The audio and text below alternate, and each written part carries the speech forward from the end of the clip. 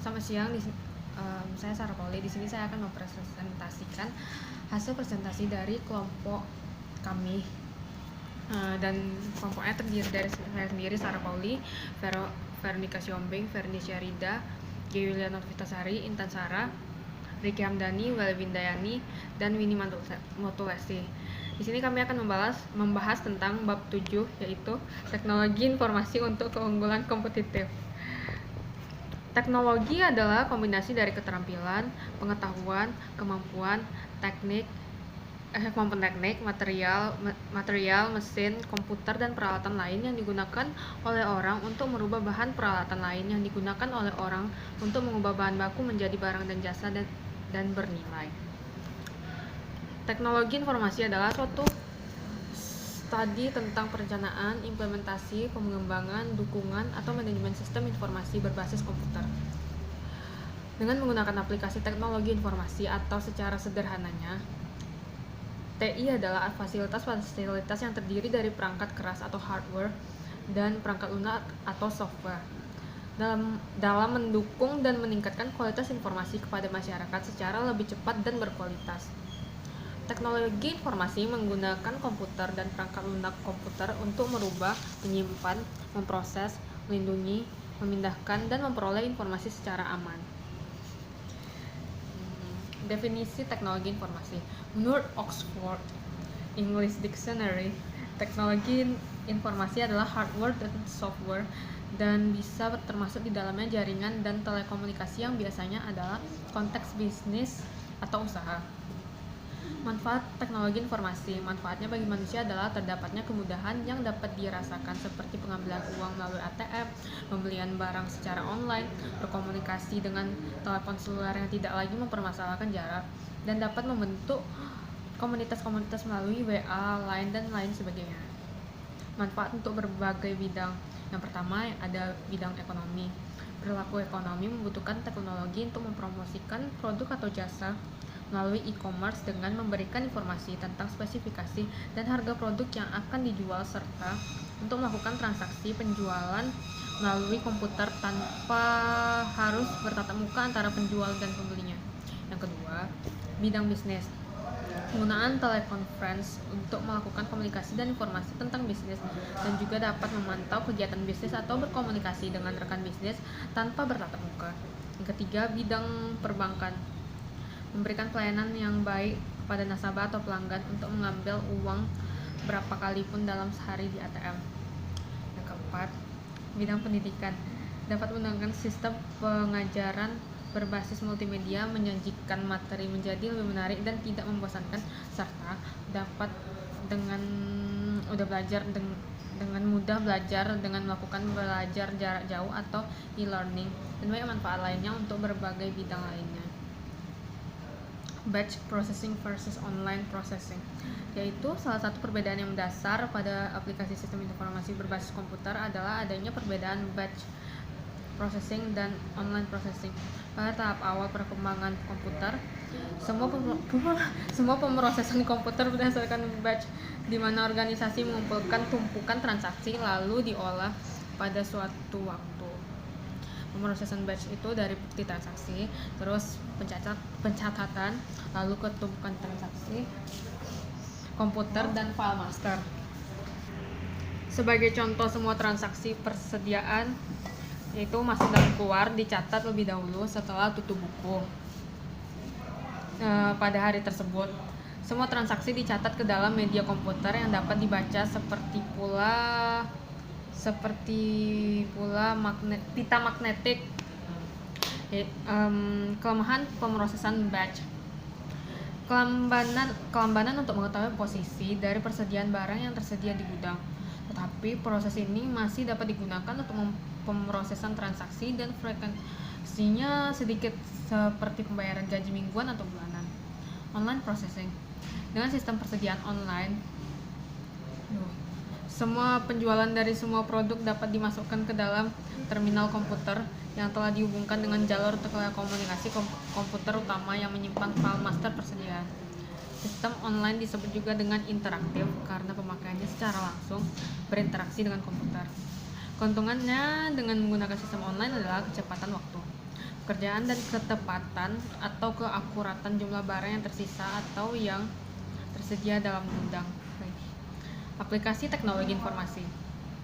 Bidang aplikasi pendukung yang pertama, bidang aplikasi pendukung manajemen. Sistem pemrosesan transaksinya memproses transaksi yang terjadi dalam perusahaan. Lalu ada decision support system, yaitu dirancang untuk membantu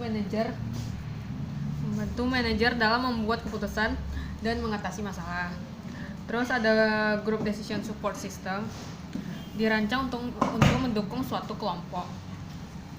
Geographic information system, yaitu dirancang untuk mengumpulkan, menyimpan, mengambil, memanipulasi, dan menampilkan data tempat. Dan executive information system, sistem ini mengirim informasi yang baru tentang keadaan bisnis langsung pada eksekutif. Aplikasi teknologi informasi. 1. Bidang aplikasi pendukung manajemen. Yang pertama, sistem pemrosesan transaksi. Memproses transaksi yang terjadi dalam perusahaan. Decision support system dirancang untuk membantu manajer dalam membuat keputusan dalam mengatasi masalah. Group decision support system dirancang untuk mendukung suatu kelompok. Geographic information system dirancang untuk mengumpulkan, menyimpan, mengambil, memanipulasi, dan menampilkan data tempat. Executive information system, sistem ini mengirim informasi yang baru tentang keadaan bisnis langsung pada eksekutif. 2. Bidang aplikasi pendukung fungsional. A. Office automation. B. Workstation dan pengolahan kata. C. Sistem kantor terintegrasi. D. Otomatisasi pabrik. 3. Bidang aplikasi berbasis teknologi. A. Artificial intelligence. B. Virtual reality. 4. Bidang aplikasi berbasis rancang bangun. A. Distribute system atau distribute data processing. B. Silent atau server system. Sistem perencanaan kebutuhan material menggunakan input data yang besar untuk menghasilkan jadwal produksi untuk pabrik dan jadwal bahan baku yang dibutuhkan. Sistem yang baru adalah CIM, Computer Integrated Manufacturing, yang menggabungkan ide-ide dasar yang memungkinkan komputer mengatur jadwal dan mengawasi berbagai mesin yang dijalankan.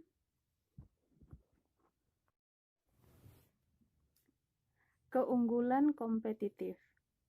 Keunggulan kompetitif dapat didefinisikan sebagai faktor apa saja yang dapat memungkinkan organisasi untuk mendiferensikan produk atau jasanya dari produk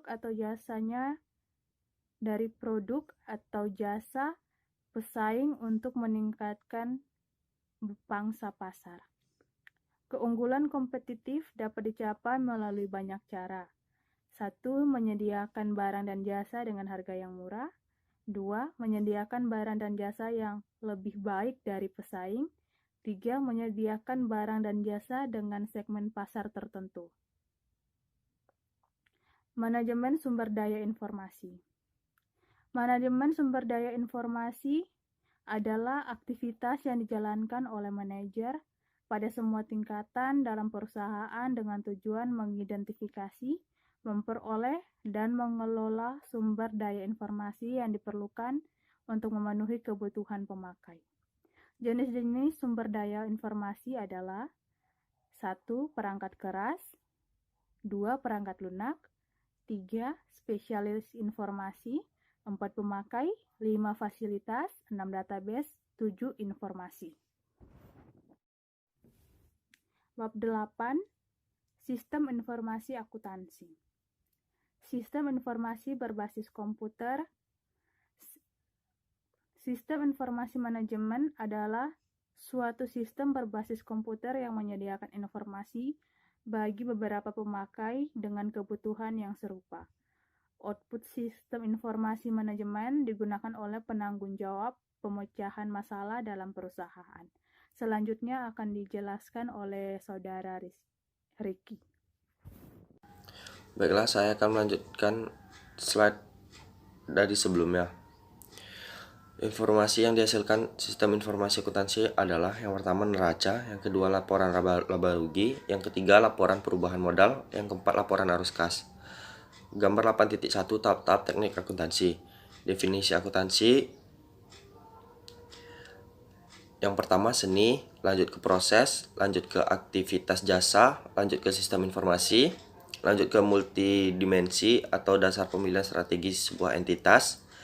Tahap-tahap teknik akuntansi, yang pertama pencatatan transaksi-transaksi, yang kedua pengelompokan transaksi-transaksi, yang ketiga pengiktisaran transaksi-transaksi. Gambar 8.2 siklus akuntansi. Yang pertama bukti perusahaan, lanjut ke jurnal, lanjut ke buku besar, lanjut ke neraca saldo, lanjut ke neraca saldo setelah penyesuaian, lanjut ke laporan keuangan, lanjut ke jurnal penutup, lanjut ke neraca saldo penutupan, dan lanjut ke bukti transaksi kembali. Fungsi utama sistem informasi akuntansi adalah yang pertama mengumpulkan data, yang kedua memproses data, yang ketiga manajemen data, yang keempat pengendalian data, yang kelima penghasilan informasi. Informasi akuntansi yang dihasilkan oleh sistem informasi akuntansi dibedakan menjadi dua. Yang pertama, sistem akuntansi keuangan, yaitu informasi yang berbentuk laporan keuangan yang ditujukan kepada pihak eksternal atau satu perusahaan. Yang kedua, informasi akuntansi manajemen, yaitu informasi yang berguna bagi pihak manajemen dalam pengambilan keputusan dalam suatu perusahaan. Ya, sekian dari kelompok kami dari bab 7 dan 8. Apabila ada kekurangan kami mohon maaf. Wabillahi taufiq wal hidayah. Wassalamualaikum warahmatullahi wabarakatuh.